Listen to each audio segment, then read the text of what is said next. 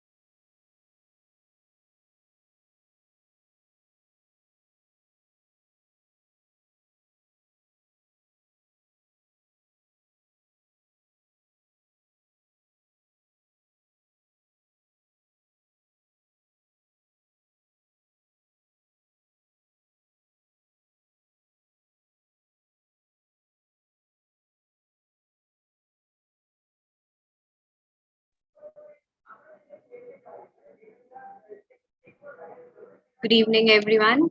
A very warm welcome to all the participants here. This is Monica Bharadwaj, and I represent S. Chan Publishing. I extend a very warm welcome to all of you present here. So today's topic is strategies for becoming efficient. That's for the readers and how can we comprehend the text. It's all about comprehending the text. It would be a 1 hour session. I'll briefly tell you about the speaker for the day. So we warmly welcome Ms. Manisha Dak. Ms. Manisha Dak is a teacher educator, materials developer, and language assessor with 20 years of experience in ELT.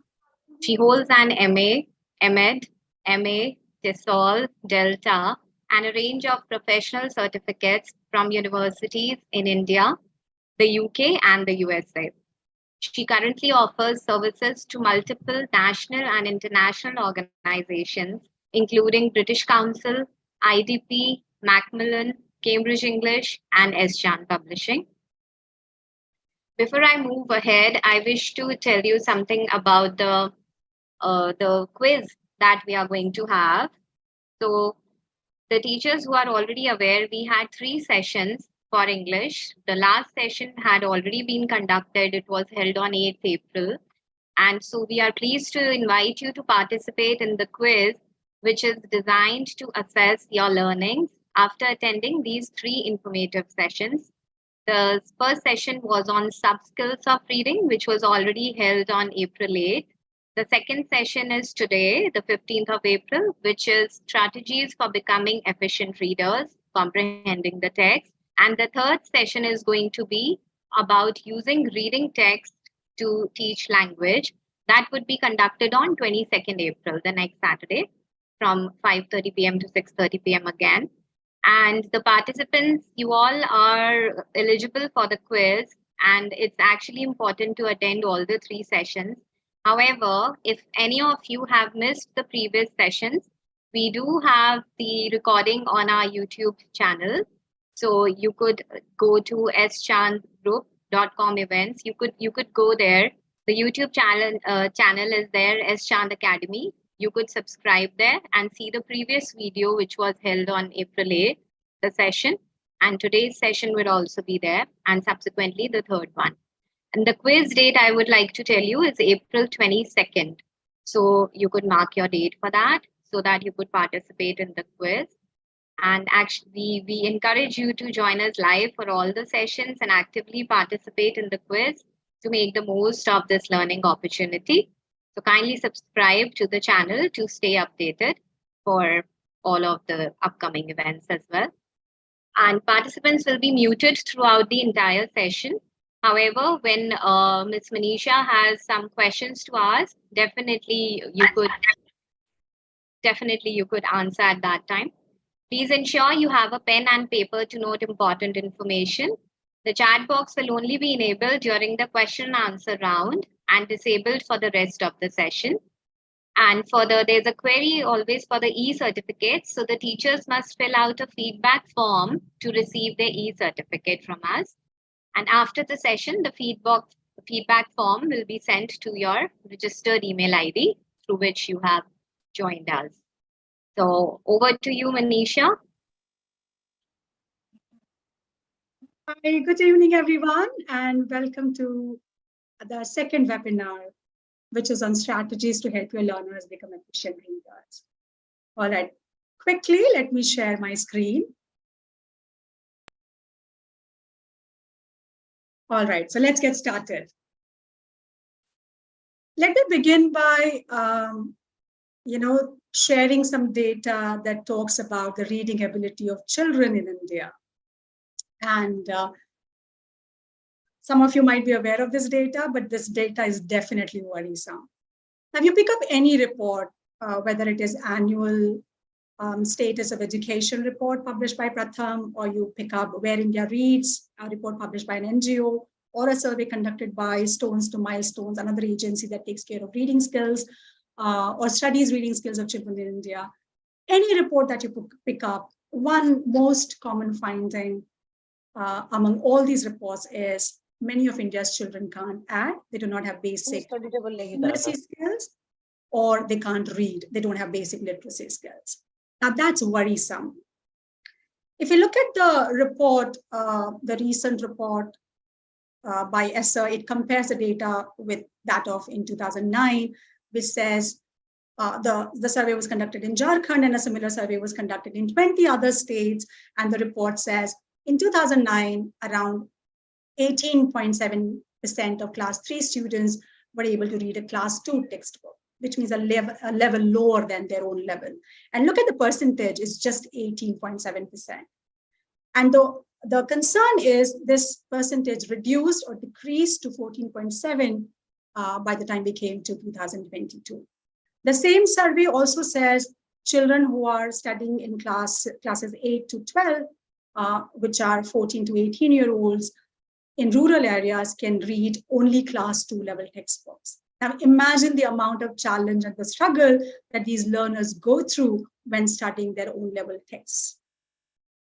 Another report, Where India Reads, which involved 19,000 students across 20 Indian states in private unaided English medium schools, found that 9 out of 10 urban private school kids can't read in English.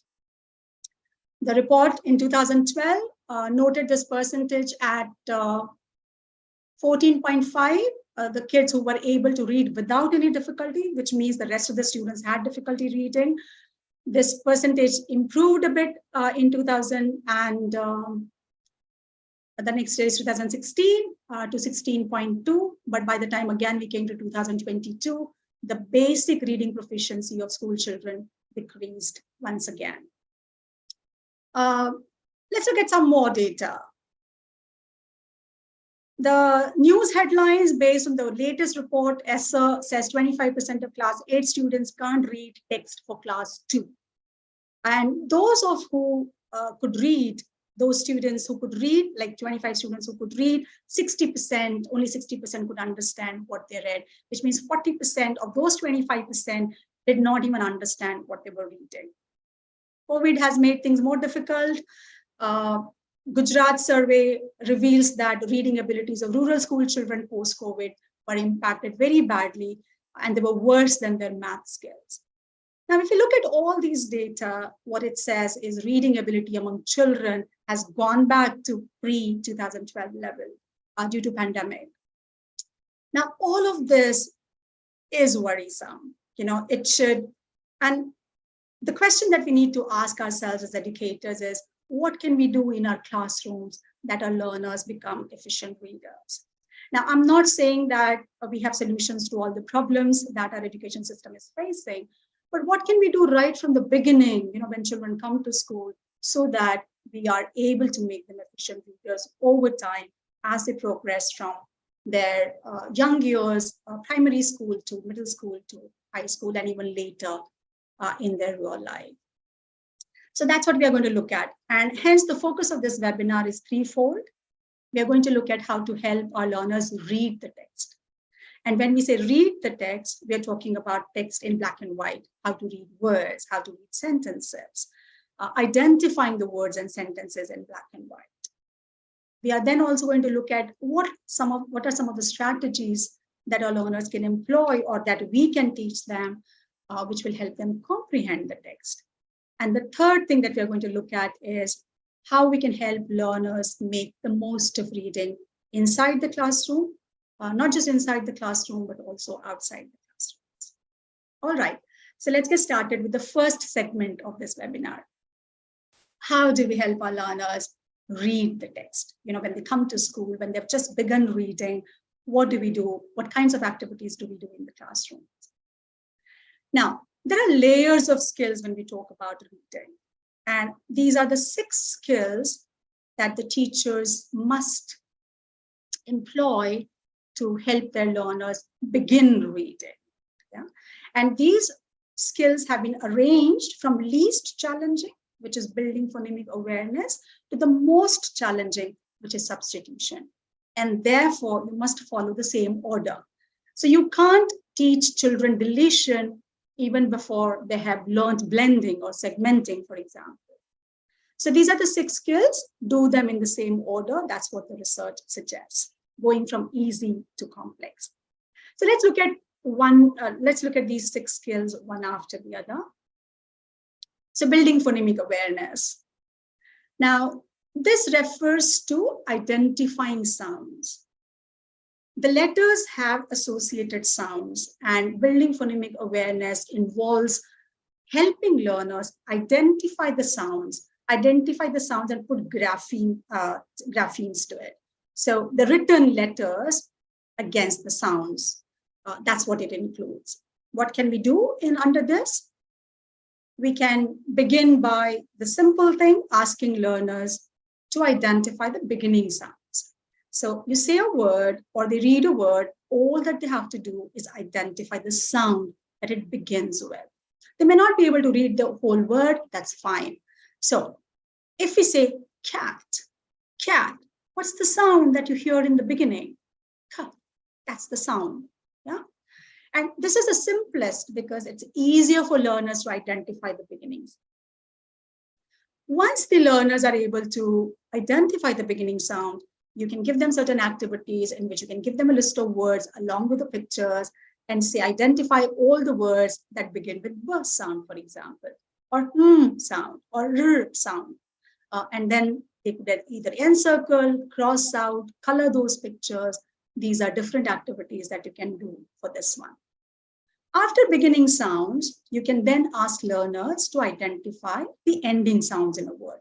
Now that's a little more difficult than identifying the beginning sounds because sometimes the last sound is not very strong and therefore it should come after they have learned to identify the beginning sounds. So for example, you say the word cat. Cat, what's the sound that the word ends with? That's the sound. So say words or allow them to read words and identify those ending sounds. Very simple things. And then the end of it is identifying middle sounds, which is the most challenging thing if you look at these 3 things. So ask them to find a sound words or e sound words or ooh. These are the basic 5 sounds that we talk about when we talk about reading for young children. So this is the first step in helping your learners become readers, like beginners. Once their phonemic awareness is built, they are able to identify the sounds, the beginning, middle, and end sounds. Then you go to the next step, the next skill, which is blending. Now, blending is putting these isolated sounds together to form a new word. And it works as magic for children because when they realize that when you put all these sounds together and make a new word, it's fun for them. For example, if you have these 3 sounds, k, a, t, these 3 sounds, you put them together, the word that you get is cat. Now, how do you teach blending to students? Well, you can use your fingers to teach blending. So identify the number of sounds that the word has. Always go from left to right, because that's how your children read. Our script is from left to right. Okay? Now, assign one letter to one sound. Assign one finger to one sound. So, k, a, t. Yeah, you say it slowly first and ask the learners to repeat after you. So you can repeat after me as I say, k, a, t, k, a, t. And then you go a little faster to help them hear the word. And you say, k, a, t, k, a, t, cat. Yeah. So this is a finger technique. You can assign the sounds. You can also write the letters if you like. That helps learners identify the letters with the sounds. So that's one way of doing it. You can do more difficult words like spot or grow or crab. All those 4-letter words also you can do using the finger technique. If you want to make it more interesting, well, these are some of the ideas suggested by Homeschooling with Hira. If you watch that video, you can make a monster, which is made from a very simple box, and you can write all the 3-letter words on a strip and roll it and put it into the box. Learners pull the tongue out, and then they see the word written on it. And as the letter comes out, they sound those letters. So, s, at, sat, yeah? So they keep pulling the tongue out and then keep reading these sounds. If you can't make a monster, well, you could have a simple envelope and put the strip into it. They pull it out letter by letter, and as they pull out the letters, they sound out those letters and read the words. For each letter, put a dot that represents one sound. If you don't want to use your fingers, use spoons and write the letters or the sounds on the head of the spoons, and do the same thing that we did using the fingers. You could give them 3-letter words and pictures as in to match, and that's where the comprehension begins. If they're able to read the word and understand the meaning of that word, that they will be able to match the picture with the word. As you go towards more difficult activities, you can give them worksheets. They look at the picture, identify the word, and then clip the word, yeah, or pick or color or whatever medium you want to choose for them to show that they have understood it. So that's called blending. Then the third one is segmenting, which is the opposite of blending. So in blending, we put the sounds together to make a new word. In segmenting, we train learners to say each word separately. So for example, the word dog has 3 sounds. Okay, so they read the word dog and then they have to separate the sounds. T, o, k, t, o, k. Yeah. Now, finger technique, overusing it might become boring. You can then play a game like head, shoulder, knees, and toes. And for each sound, learners touch that part of body. So you could start like this. You could say, t, k. Yeah, t, o, k. Okay. So that's one way of teaching them segmenting. Other way of teaching them segmenting is, if they're not able to read the words, they look at the picture, say the word, and then pull the counter down. So for example, the word rug or mat, and they would say, that's the first sound, pull the counter down, that's the next sound, and that's the third sound. So each time they say the sound, they pull the counter down. In blending, each sound they utter and they kind of pull the counter up. So this also involves tactile learners and kinesthetic learners who like the body movement and physical activity or the physical touch. The fourth one is addition, wherein learners add the sounds to the given sounds or to the given word to make a new word. Now, in the chat box, if I give you the word at, and I ask you to add a sound at the beginning, what different words can you get? Can you tell me in the chat box? So for example, wow, okay. So bat, cat, rat, fat, no, because you have added another sound in between. Hat, fat, brilliant, okay? So you can ask learners to add a particular sound or add a sound of their choice. Okay, so you can give them ah, no, and then ask them to add. Can we add a sound in the beginning to make a new word? And that becomes ah, bad. Yeah, good. You can ask them to add a sound in the beginning. You can also ask them to add a sound at the end. So for example, let's say t, eh, 10, yeah? Can you add a sound at the end to make a new word? T, 10. And can you add one more sound to make a new word starting with 10? Tent, very good. Okay, so tent is one word that you can make.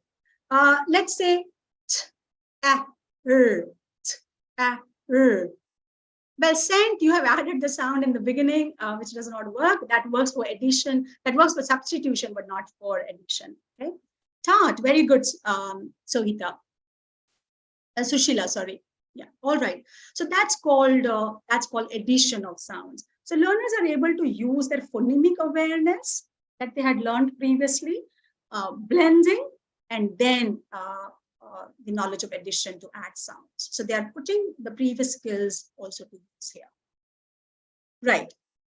The next one is deleting. So just the way you ask them to add sounds, you can now ask them to delete the sounds. And this is a little higher level, obviously, comes after deletion because they have to not just delete the sound, but also think of the word that they would get.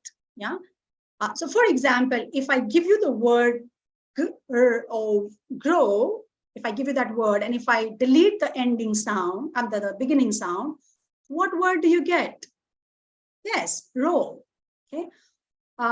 If we give the word meal, and if you drop the first sound, what word do you get? Meal. Eel, very good. E-A-L, eel. Yeah. All right. So that's the fourth. Was it fourth or fifth? Probably fifth, I think, fifth step in the process of reading. Okay. Now, the fifth one, which is the most challenging one, is substitution, because they have to do multiple things. They not only have to identify the sounds, but they also have to delete the sound and add another one in place of that. So they're putting together all the three skills and then blending it together to make a sound, to make a new word. And therefore, this is the last skill that you should address. Now, replace the beginning sound. So for example, I give you a word mat. And I ask you to replace or substitute the beginning sound. What words would you get? Right? Replace. So add doesn't work there, but yes, hat, fat, rat, all these words work. Yeah. So you get, the moment they replace the beginning sound, they get new words. Middle sounds. If I give you the word pin, P-I-N, pin, and I ask you to replace the middle sound, what word do you get? Okay, pen. No, middle sound, not fin, middle sound. Yeah, pen, that's fine, that's correct. All right, so you get pin, pen, hat, pan, sorry. Yeah, all those words, okay? Replace the ending sound. If I give you the word Pam, which is a name, P-A-M, Pam, yeah, so Pam, and I ask you to replace or substitute the last sound, what words do you get? Brilliant. And, pat, so you're not changing the first two sound, it's just the last sound, okay? As you go higher, you can probably ask them to add two sounds or delete two sounds and add two more sounds. Okay. So these are the 6 basic reading skills that you need to equip your young learners with. Now, there's a little one more aspect to this. So not all words follow the phoneme patterns. Yeah, phonemic patterns are not, I mean, English is a language where the letters and the sounds do not have one-to-one correspondence when we talk about spellings or when we talk about readings. And that's where sight words also come into place. Now, what's the difference between, what are sight words? Can you tell me what are sight words? Anyone?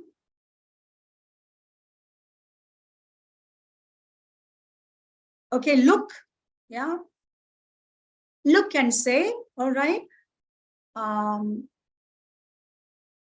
right, okay. So sight words are the words that can be instantly recognized in a piece of text or in a piece of sentence, whether they are regular or irregular. And learners, the moment they look at that word, they're able to identify it. So for example, yes, can, are, for, these are all sight words. The moment they look at the word the, for example, the, they instantly recognize that that's the word.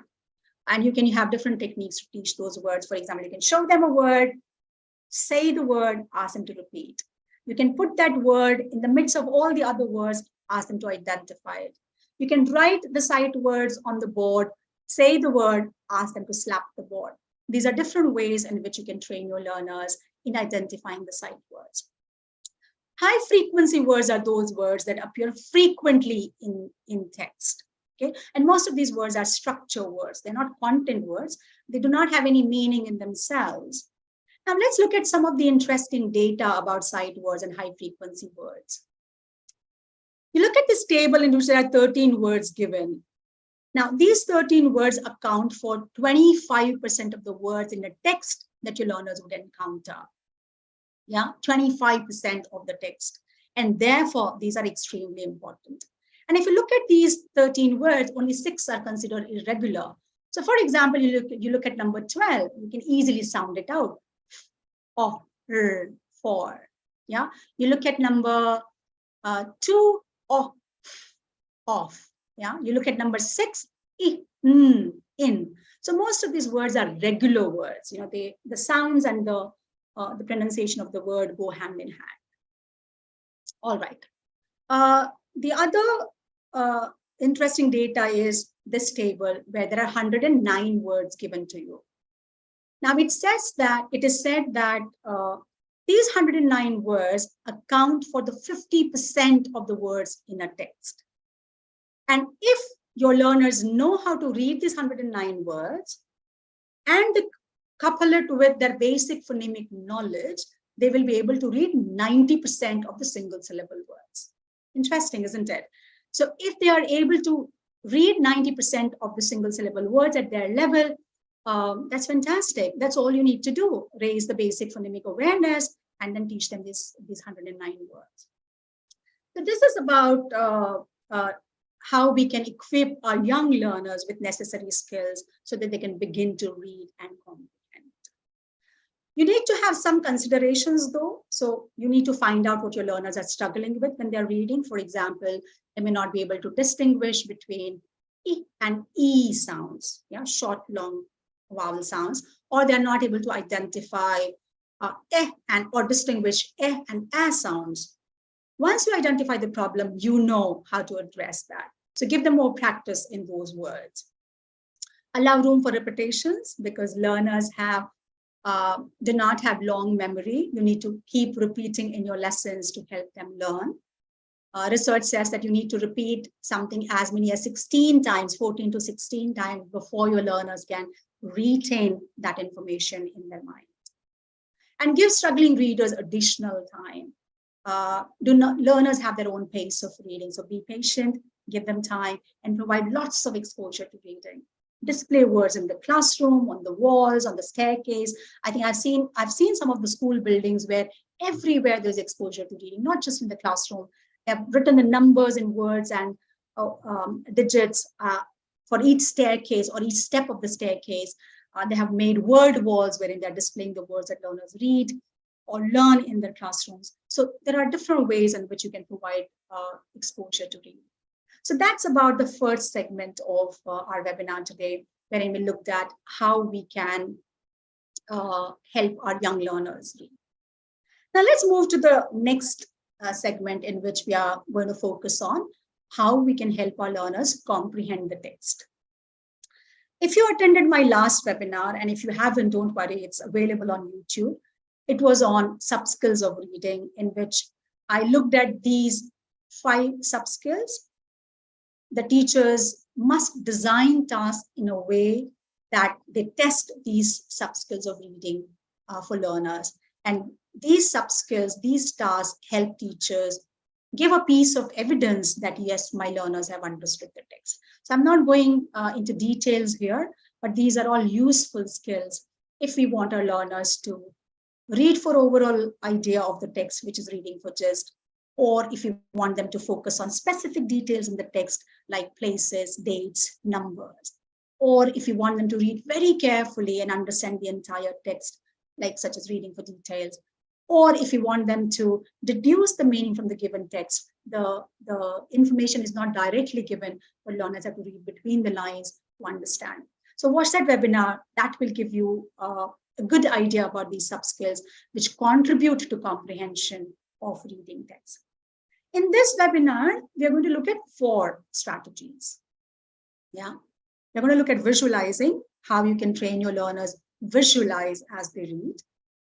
We're also going to look at how you can help your learners approach questions so that they are better able to understand the text with clear focus.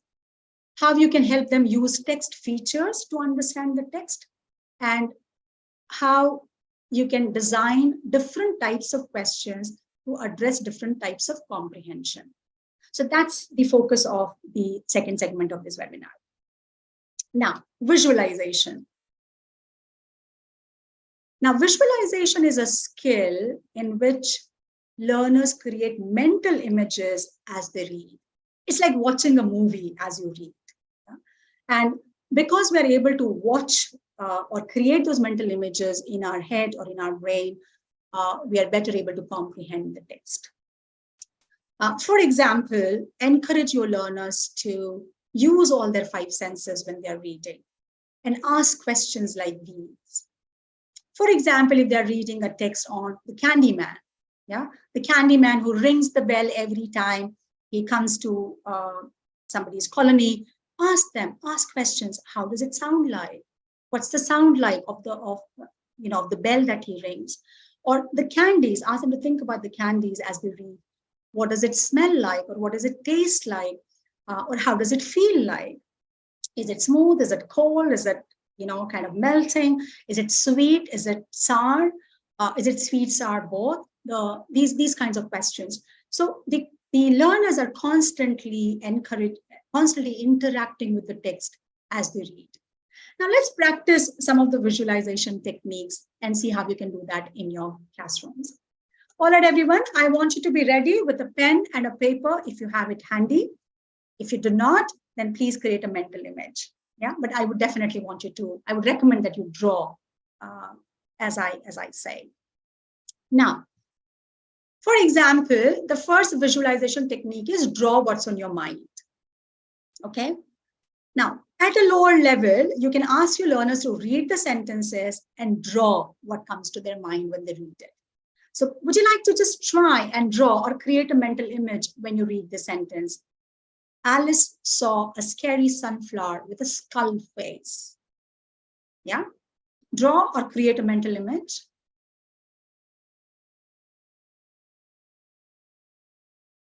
Now, once your learners have done that, you show them the picture that either accompanies the text or that you've brought with you. Okay. Now, if the learner's picture is similar to the one shown, that shows that they've understood the text.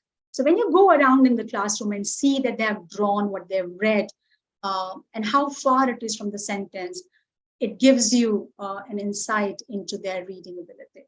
So this is a very simple example of how you can ask your learners to draw what's on their mind as they read. Now, you go to a little higher level, make it a little more difficult. Before that, there's one more point that I would like to highlight, which is many learners or maybe learners in general can use this technique or visualization technique to self-check their own comprehension. So if they're not able to create a mental image or if they're not able to draw what they have read, that's a sign for them, oh, I haven't understood that text. Let me go back and reread that portion more closely so that I understand. And this is possible mostly for fiction. If you're reading fiction, it should be possible for them to draw the events, the places, the things that are being talked about in a paragraph. So it's a good self-check technique that the learners can have. And as you go to higher levels, you give them paragraphs and ask them to draw. So choose a story with illustrations or no illustrations. Give them a paragraph and ask them to draw. So try this. Read the paragraph, try to either create a mental image or draw it on a piece of paper.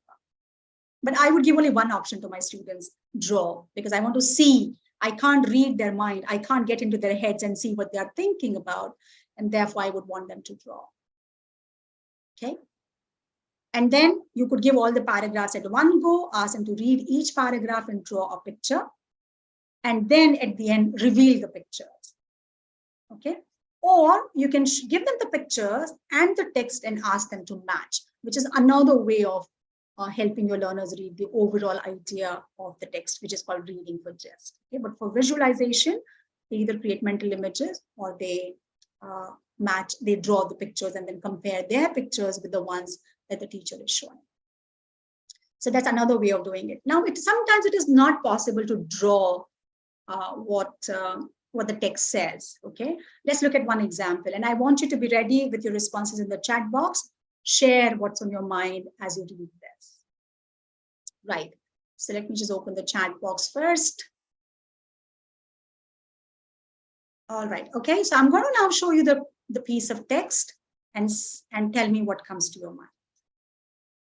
Life changes fast. Life changes in the instant. You sit down to dinner and life as you know, it ends.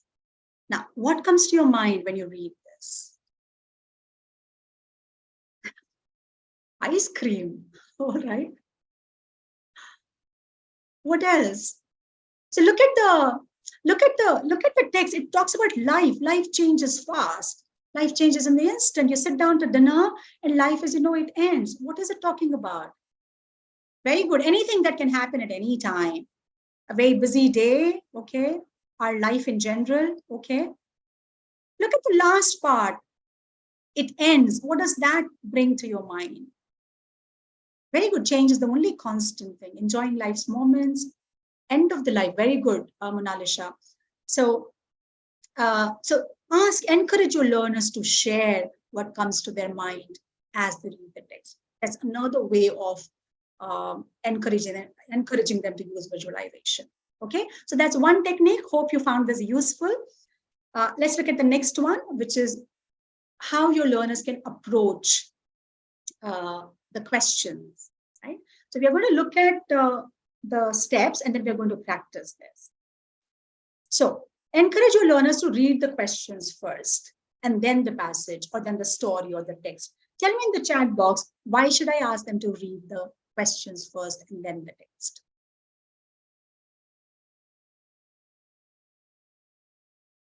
Yes? Why should I encourage my learners to increase focus? Brilliant, Kalpana. Quick answers, to get answers quickly. Well, I know what you mean there. Easy to answer, skimming, focus. I think focus is the word there. So you're giving them a very clear purpose of why they should read. Thank you for your responses. So read the questions first, then the passage.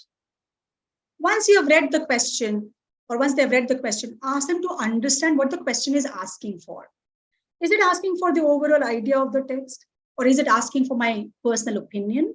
Or is it asking me to find a particular piece of information, such as a date or a year? Or is it asking me to find out whether a certain thing is true or false? That understanding is important because that's what would decide the path that you take for reading. Yeah, thank you for your responses. Yes, it's easy to answer that way because it allows you to focus. If it's a multiple choice question, ask your learners to eliminate the options if they're confused about which is the correct option. Okay, so let's practice this now. So let's follow the first step. Read the question first, and then I'll show you the text. So read the question.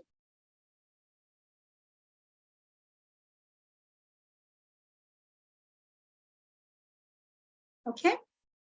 Now, let's look at the second bullet point. Understand what the question is asking for. Now, so what is the question asking for here? The text mainly talks about, what is the text asking for?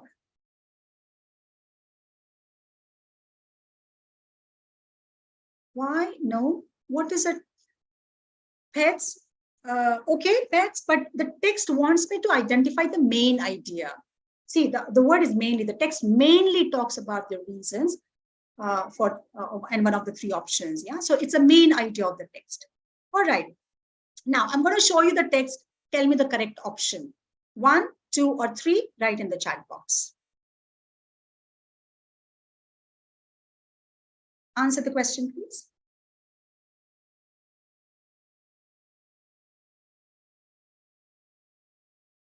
Read it carefully. So I've got 3 as an answer. I've got 2 also as an answer. Just write 1, 2, or 3.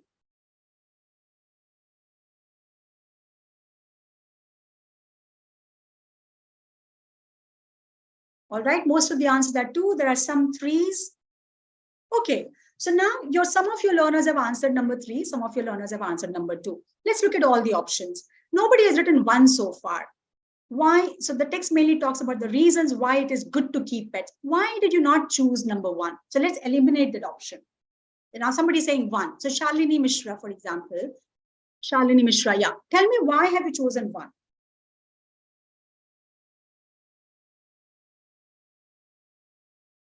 Okay. All right. So we eliminate the first option because it is not talking about keeping pets in general. It is not talking about keeping any pet. Okay. There's a particular pet that the text is talking about.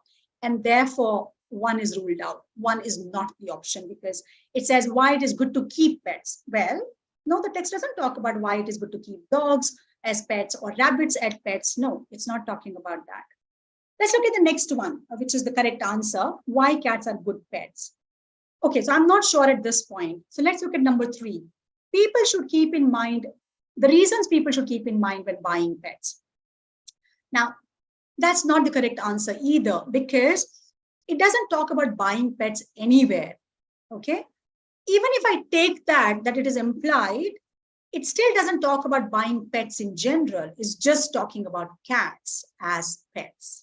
Okay, and therefore I rule out number 3 as well. And therefore my answer is number 2, why cats are good pets, because the entire passage is talking about pets. I'm talking about cats as pets. Okay, so helping learners eliminate the options to be able to come to the right option is a useful strategy that they can adopt. And it's very important that in your classrooms you discuss why certain answers are correct, why certain answers are incorrect, because sometimes children just do the guesswork. They're true and false. They would just write true or false. There is a possibility of 50% possibility of being right, 50% possibility of being wrong. Now, you need to find out whether they used mere guesswork or whether they actually understood the text and then answered the question. All right, so that's the second one. Let's look at number 3. Training our learners in using the text features. Yeah. Now, the first text feature is a topic sentence. And if our learners know that topic sentences generally appear in the beginning of the paragraph, and that says what the topic of that paragraph is going to be about, if they know that, they can mentally prepare themselves for what's coming next in the paragraph. So they can use their literal understanding of the paragraph and then their own background knowledge to make sense of the text that they're reading. Now, can you identify the topic sentence in this paragraph? What's the topic sentence in the paragraph?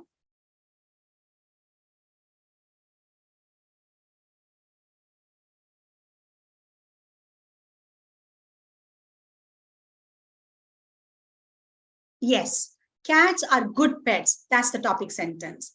And the moment I identify that as, well, caregivers comes later. So the topic sentence generally comes in the beginning. Cats are very good pets for several reasons.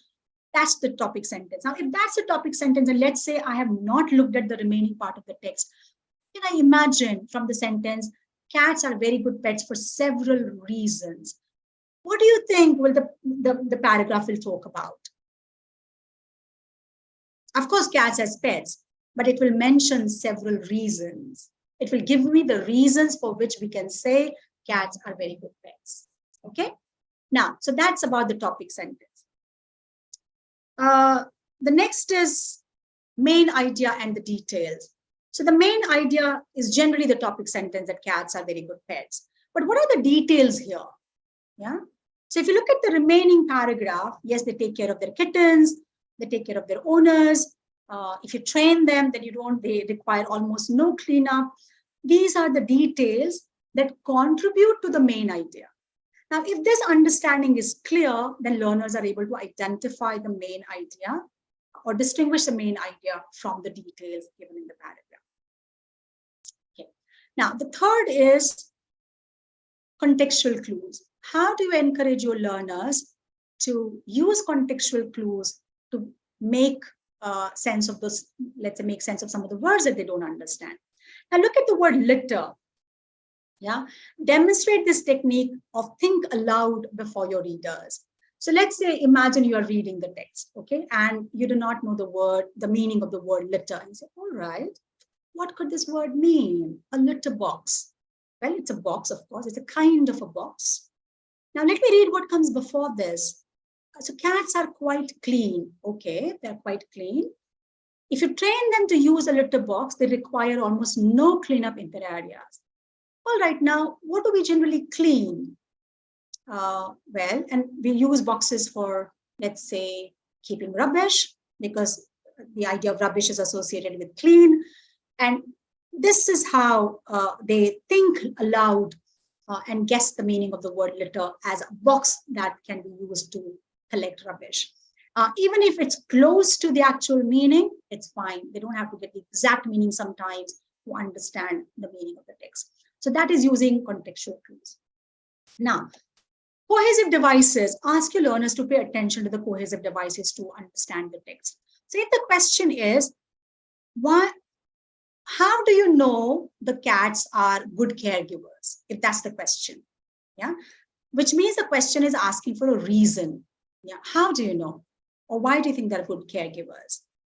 And if you know that the word, the cohesive device, because is used to talk about reasons, then you can easily figure out that the next part, because they take care of their kittens, is a reason why we can say cats are good caregivers. So these are certain other features, text features, that you can train your learners in so that they're able to comprehend the text which is being discussed.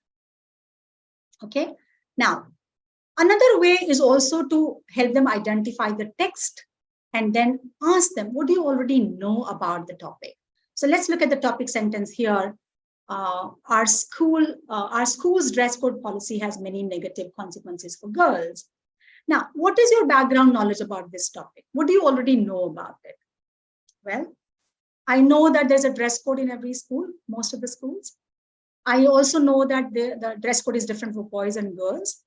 And probably there are negative consequences of a dress code for girls. And what could these negative consequences be? Okay. And I use my background knowledge to prepare myself on what to expect in the paragraph next. And that helps me identify, it has already helped me identify the topic sentence, but also the main ideas versus details. So these are some of the techniques that you can use to help your learners make the most of the text that they are reading.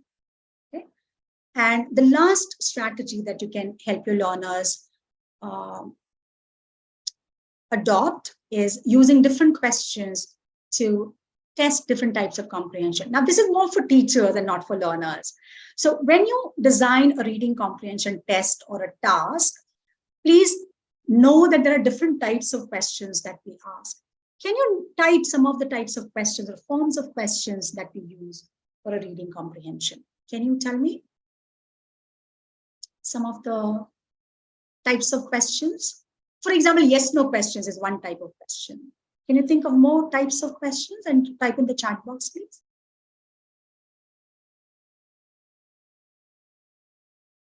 What other types of questions do we come across? All right, so let's look at this table, which is suggested by Day and Park. There's an article easily available on Google. If you say Day and Park developing reading comprehension questions, it gives you 5 forms of questions and 6 types of comprehension. So when you design questions, you must keep in mind that you have to test each type of comprehension of your learners using any form of question that you can have. Okay, let's look at these 6 types of comprehension one after the other. In the chat box, can you just type yes or no if you can hear me clearly? I can see some disturbance at my end, but can you just type yes if you can hear me without any interruption? In the chat box, please.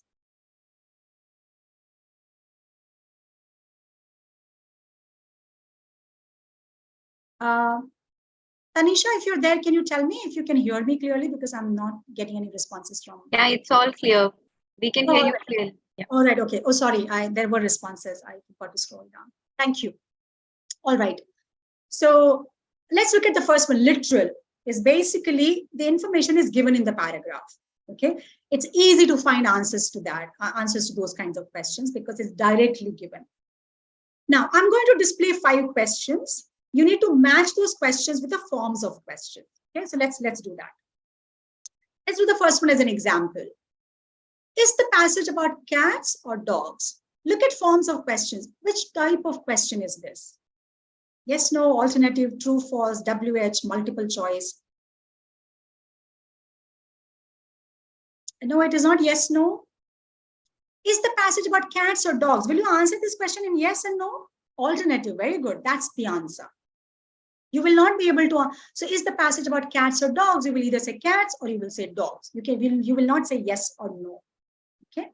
All right. Now take a few seconds to match question 2, 3, 4, and 5 with the forms of questions.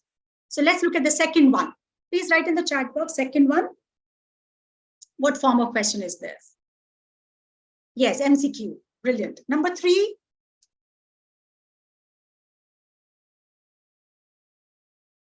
Number 3. Okay, 2 is MCQ. Yes, we've got that. Number 3, why should we keep cats as pets? What kind of, yes, WH question. Very good. Number 4. Number 4 now, please. Thank you for your responses. Number 4 is not yes. Yes, no, of course. Yeah, sort of. True, false. That's the question. The passage talks about reasons for keeping pets. True or false? But I would accept yes, no there as well. But it's, oh, sorry. And what's the last one? Yes, no. That's the last one. Okay. So these are that's the correct order in which you can match the comprehension question with the form of question. And that's a literal understanding, because if you recall the paragraph that we just looked at on cats, all these answers are there straight away. Yeah, they don't really need to read between the lines. Now let's look at what is reorganization. So sometimes what happens, the answer is not directly given. Learners have to refer to different parts of the text to come to an understanding and then answer the question. So for example, let's say a paragraph begins with a sentence, there lived a woman named Maria Kim who was born in 1945, and the text ends with she died in 1990. And the question is, how old was Maria Kim when she died? Can you answer this question? How old was Maria Kim when she died? Yeah, so you have one piece of information in the beginning of the paragraph, one piece of information at the end of the paragraph, and then you answer the question. Yes, that's right, 45. Now this answer is not directly given, but learners reorganize the understanding of different parts to be able to answer that question. Okay. Let's look at the 3 other types. Let's look at the third type, which is inference. Sometimes the answers, the answer is not directly given. They can't use literal understanding or reorganization skill, but they have to deduce the meaning, infer meaning from the information given. All right. Now, the same text, if I want to focus on this particular part of the text, which is given next to the table, what inference questions can I frame? The meaning is not directly given. The text doesn't say whether the cat requires cleaning or not require, whether they do not require cleaning. So here are some examples. Okay. Do cats require cleaning? Only if I understand the meaning of almost no cleanup, that I'll be able to answer this question. Okay. So almost means close to no. Now, do cats require minimum or a lot of cleaning is an alternative question. And the answer would be minimum. We do not require to clean the cats is true, false.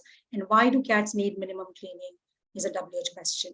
Now, you can use any one question to help learners practice the comprehension of inference when they are reading the passage. Now, let's look at the last three. Now, I'm going to show you three sets of questions, three questions in three different colors. Match the question with prediction, evaluation, or personal response. So one color is for one type of comprehension. So black, there are two, both of them apply to one. So you can probably write the color, the name of the color black, and say whether it is prediction, evaluation, or personal response. So let's look at the blue one. What do you think? Yeah. Is it evaluation question, personal response question, or prediction? Look at the other two also. There's only one answer.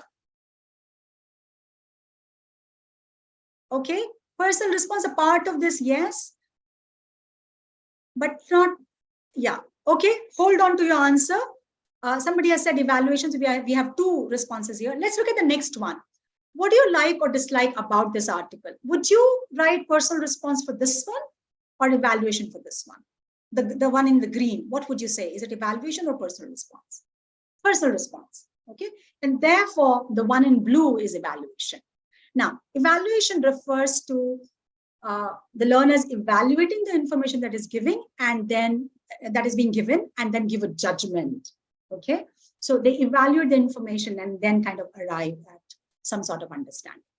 The one in green strictly requires personal response and there are no right or wrong response. What do you like or dislike about this article? Different learners can have different answers. What about the one in black?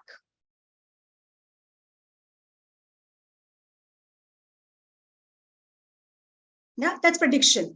Now, one type of prediction that we saw earlier was predicting before they begin to read the text. But if we are focusing on comprehension, then learners can predict as they are reading, while they are reading. So for example, what might happen next in the story?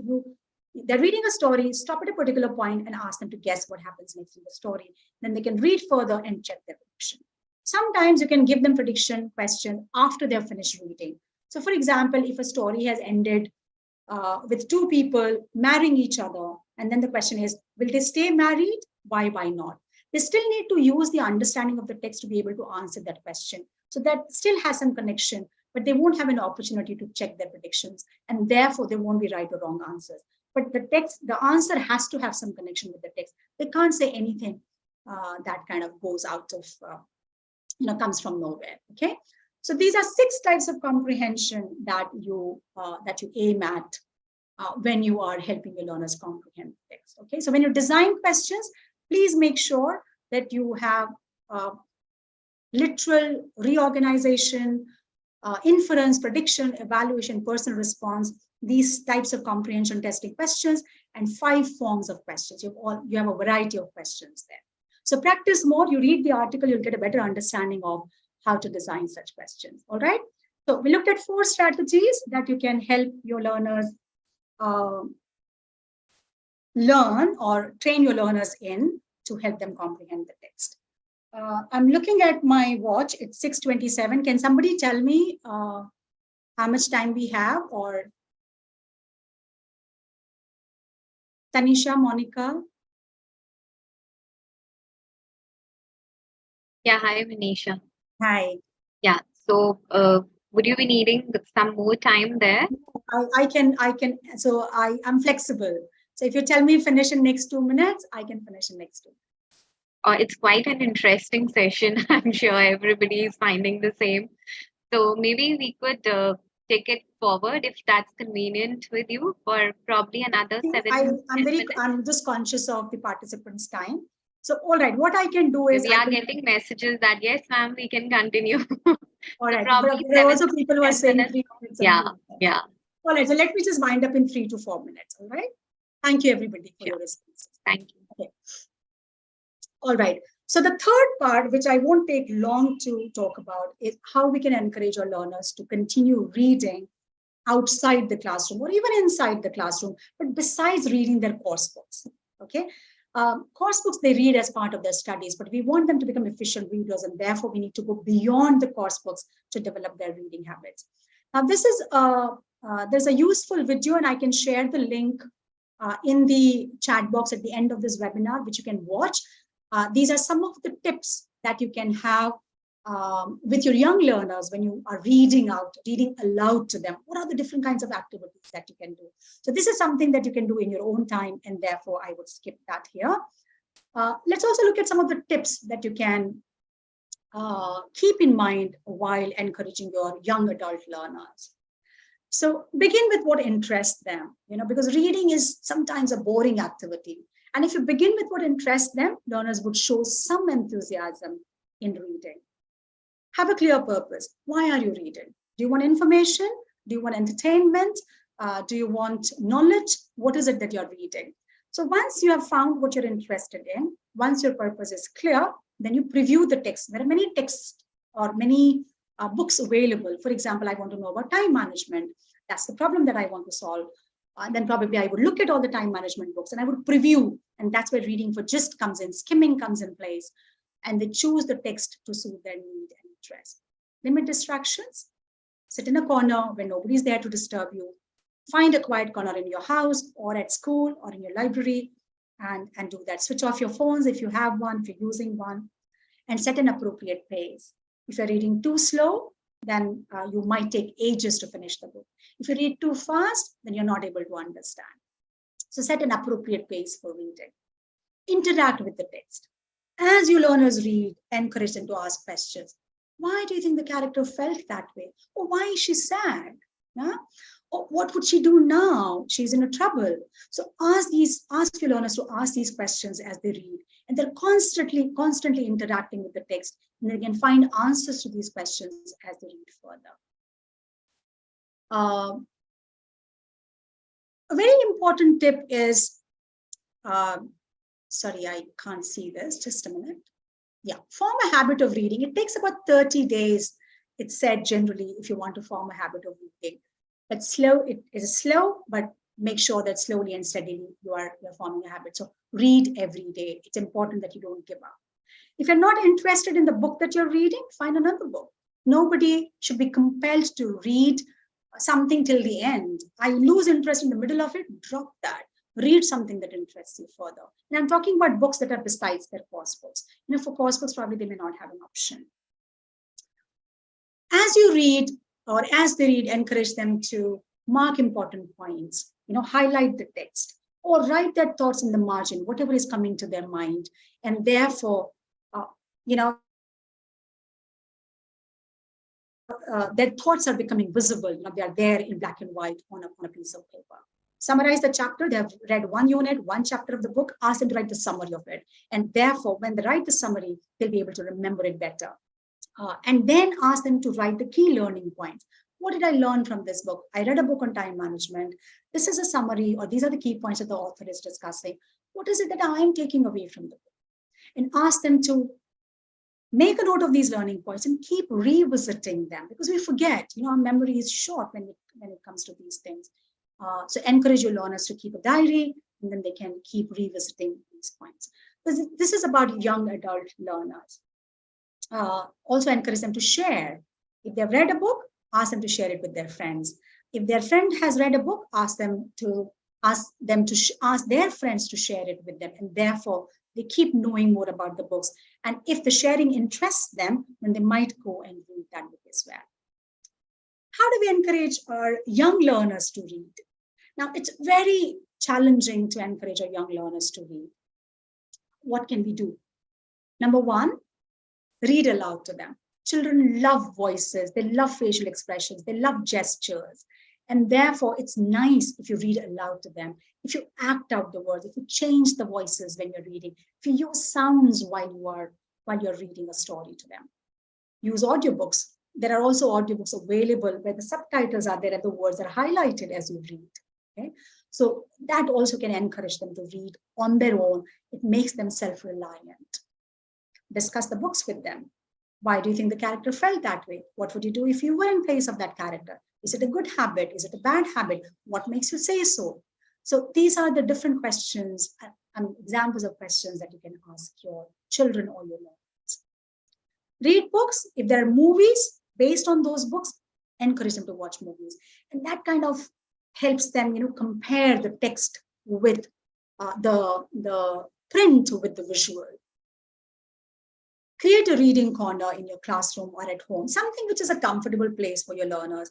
You can have a mattress, you can have tires on which the learners can sit, you can have swings, all these kinds of things make those reading corners very interesting. So have a reading corner.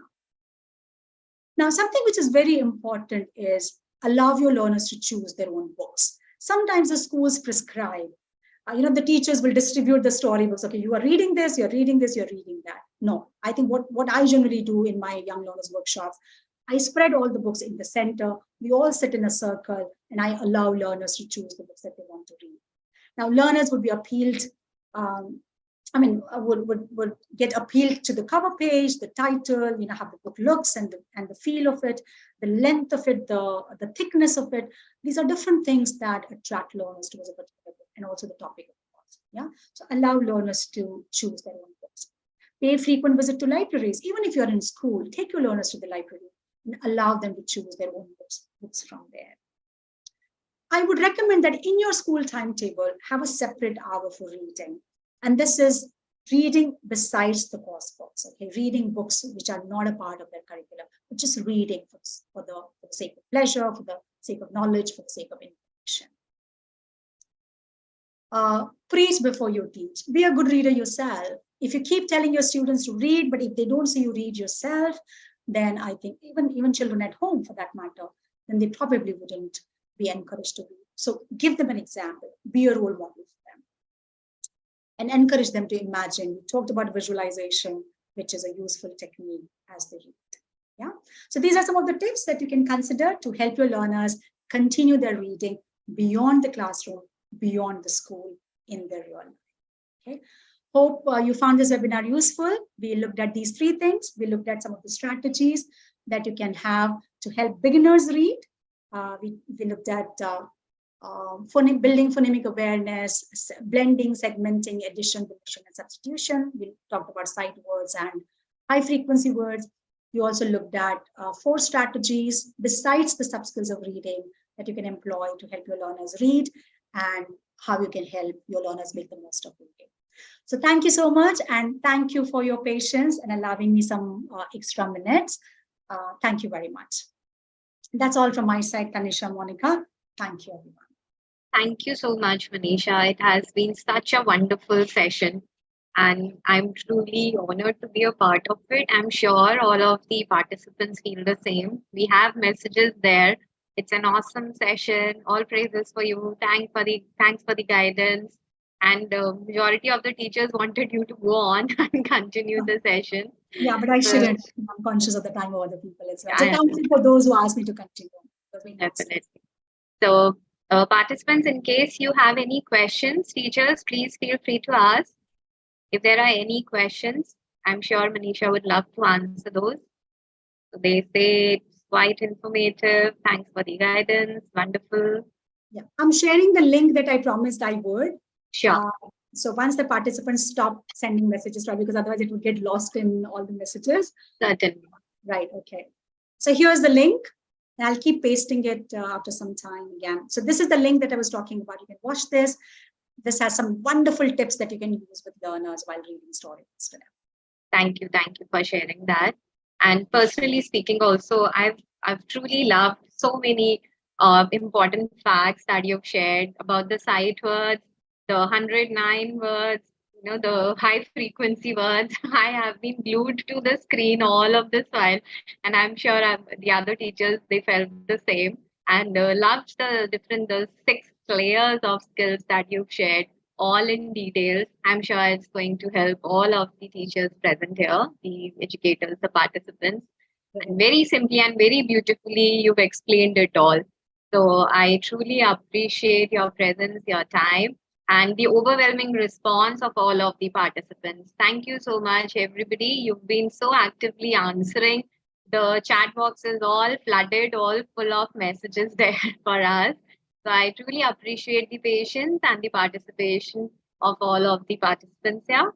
And the session is going to be there on the YouTube channel. So again, I would like to share, please subscribe to our YouTube channel. that is subscribed to S. Chand Academy, you would find the recording of the same. And in case there are any questions, please feel free to ask.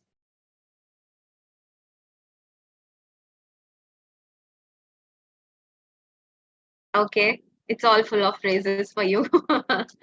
Thank you, teachers. Thanks a lot. Okay, they say there are no questions, ma'am, because you've explained it all so nicely. So they don't want to ask any questions. Thank you so much, Manisha. Thanks a lot for your time. I appreciate. Thank you, all the Right. participants. Yeah. Thank you, everyone. It was lovely interacting with you all. Happy teaching, everyone. Thank you. Thanks, Bye. Monica, Tanisha, S. Chan team. Thank you. Bye bye.